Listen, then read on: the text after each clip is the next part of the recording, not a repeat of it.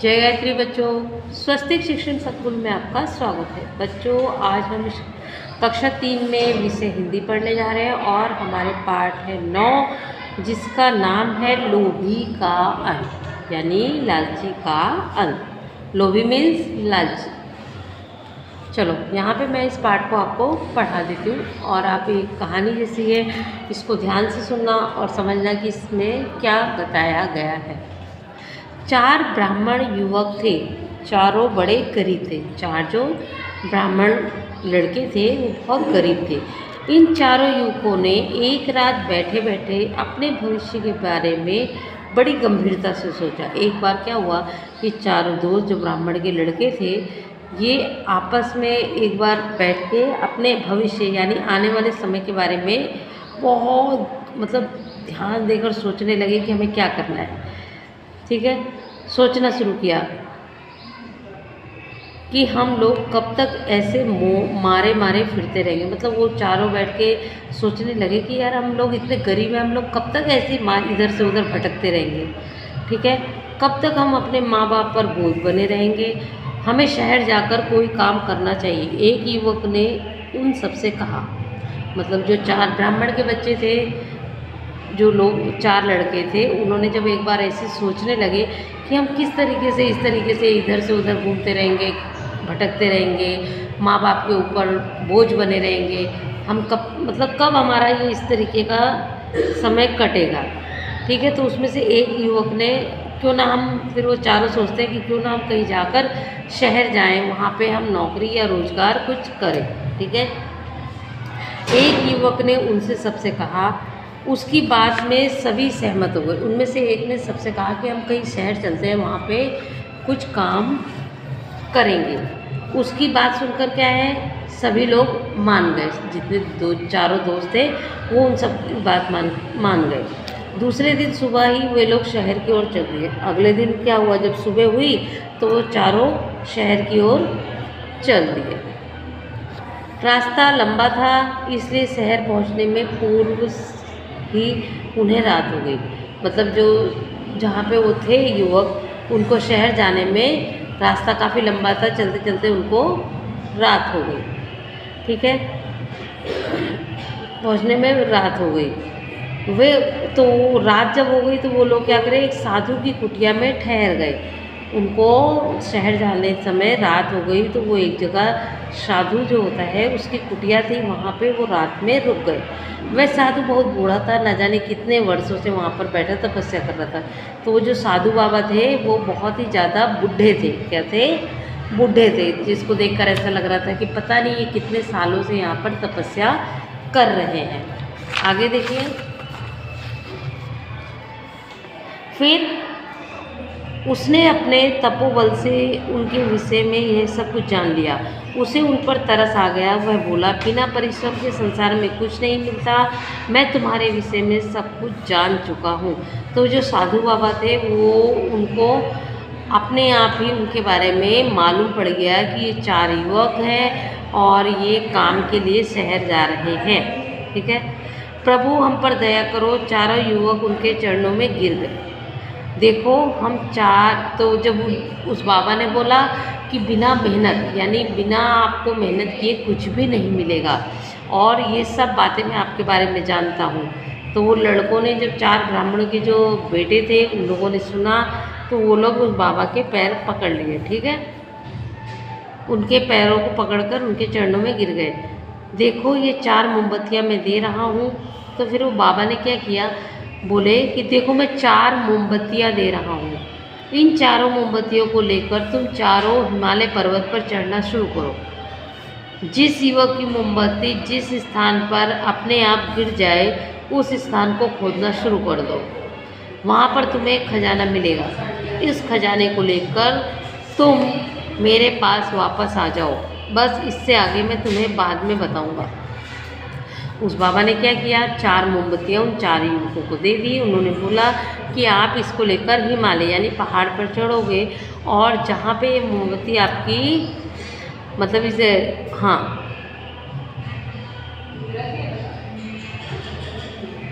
तो वो उनको लेकर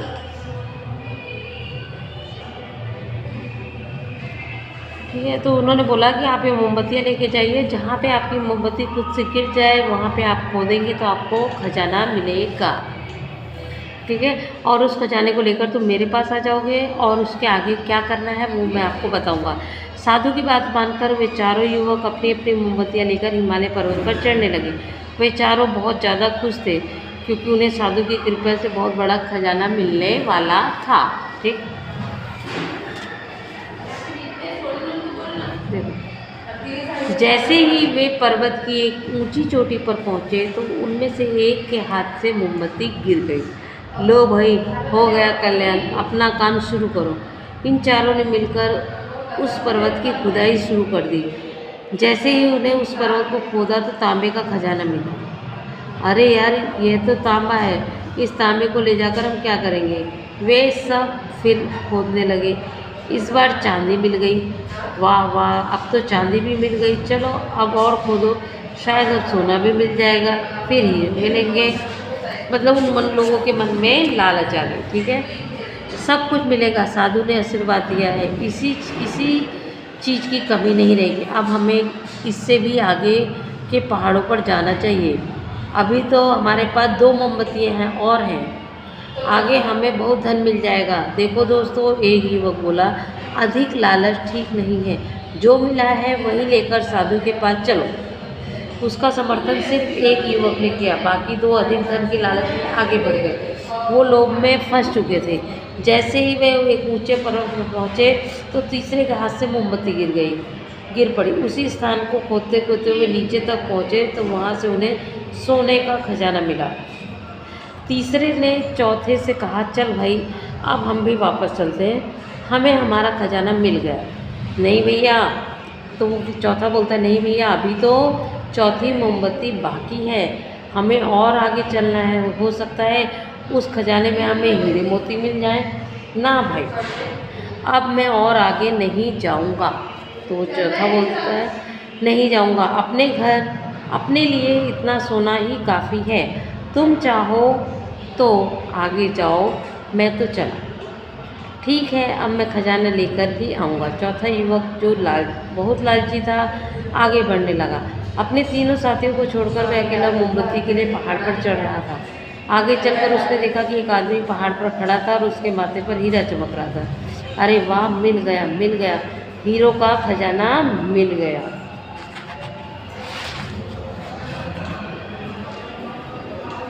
जैसे ही युवक आगे बढ़ा तो उस आदमी के माथे पर लगा हीरा चक्र का रूप धारण करके घूमता हुआ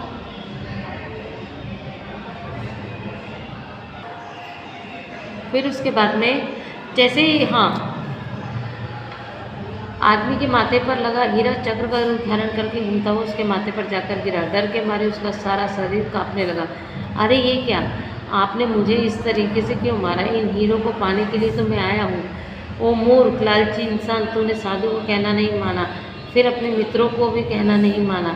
एक दिन मैंने भी यही भूल की थी, तो लालच में अंधा होकर इस खजाने को पाने के लिए चला आया था। इस जादू के चक्कर को मैंने ही हीरा समझा था। इसने मुझे इस प्रकार जकड़ लिया कि मैं आज तक मुक्त नहीं हो सका, लेकिन आज मैं मुक्त होकर जा रहा हूँ, क्योंकि मेरे स्थान पर तुम इसके बंदी बनोगे। लेकिन भैया, मुझे तुम्हें तो अब वही आकर बचाएगा जो मेरी और तुम्हारी तरह अकल का अंधा और लोभी होगा।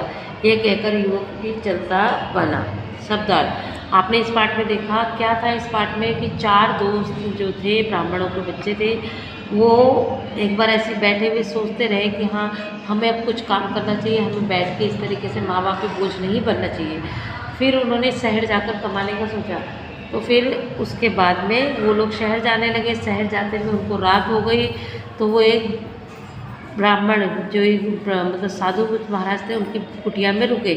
साधु महाराज ने अपनी तपस्या के बल पे उनके क्या वो चाहते हैं वो पूरी बारे में जानकारी उनको प्राप्त हो गई। तो उन्होंने उनको बोला कि देखो, मैं तुम्हारे बारे में सब कुछ जानता हूँ, मैं जानता हूँ कि तुम शहर जाके कमाना चाहते हो, तो ये लो मोमबत्ती, मैं तुम्हें इन चारों को एक एक मोमबत्ती दी और बोला इस मोमबत्ती को लेकर तुम्हें पहाड़ पर चढ़ना है और जहाँ पे ये मोमबत्ती गिर जाए वहाँ पे आपको खुदाई करनी है और आपको जो भी वहाँ पे खजाना मिलेगा वो लेकर आपको मेरे पास आना है।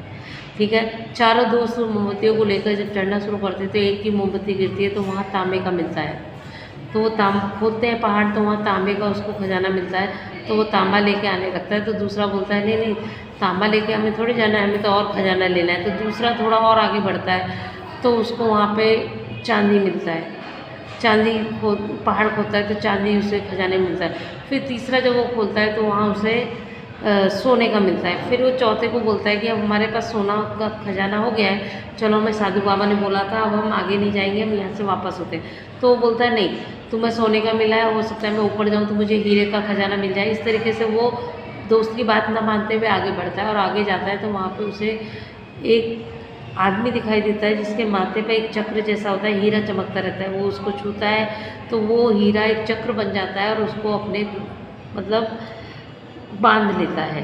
तो इस कहानी में मतलब दिया गया है कि ज़्यादा लालच करना गलत है, हमें ज़्यादा लालच नहीं करनी चाहिए, लालच बुरी बला है। ठीक है, तो हमने इस पार्ट में लालच करने से क्या क्या नुकसान हुए उसके बारे में यहाँ पे हमने देखा। ठीक है, फिर यहाँ पे शब्दार्थ, भविष्य यानी आने वाला समय। भविष्य किसे बोलते हैं? जो हमारा आने वाला समय हो। एक काल बोझ, यानी बोझ का मतलब होता है वजन या भार। पूर्व, पूर्व का मतलब होता है पहले या एक दिशा। ठहरना यानी रुकना। पर्वत, पहाड़। परिश्रम यानी मेहनत करना। लालच यानी लोभ। मूर्ख यानी बेवकूफ़। अक्ल, बुद्धि। जकड़ना यानी कसकर बांधना। मुक्त यानी स्वतंत्र। बंदी यानी कैदी। चोटी यानी शिखर। खजाना, धन, सुबह सवेरा। ठीक है, उसके बाद में मुहावरे दिए हुए हैं। बोझ बनना, भार रूप बनना यानी आश्रित बनना। तरस आना, दया, लोभ में फंसना, लालच करना। अक्ल का अंधा होना, बुद्धिहीन होना। अभ्यास, एक वाक्य में उत्तर दीजिए। कितने युवक थे? तो आपने पढ़ा कितने युवक थे? 4। रास्ते में युवकों को कौन मिला? साधु। साधु ने उन्हें क्या दी? मोमबत्ती। क्या दी? मोमबत्ती। साधु ने उन्हें किस पर्वत पर जाने को कहा? हिमालय। अनुलेखन कीजिए। यहाँ पे आपको अनुलेखन ये शब्द लिखने, आपको इन शब्दों को पढ़कर सामने लिखना है। समझ के लिखिए। पूर्व पश्चिम, गरीब, तो यहाँ पे क्या आएगा? अमीर, यानी उल्टे शब्द हैं, विपरीत शब्द जिन्हें हम बोलते हैं, ये वो शब्द। ऊंची का नीची।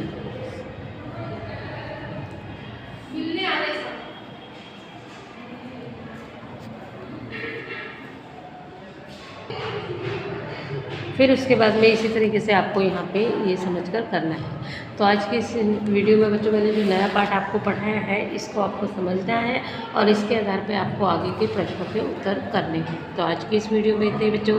जय गायत्री।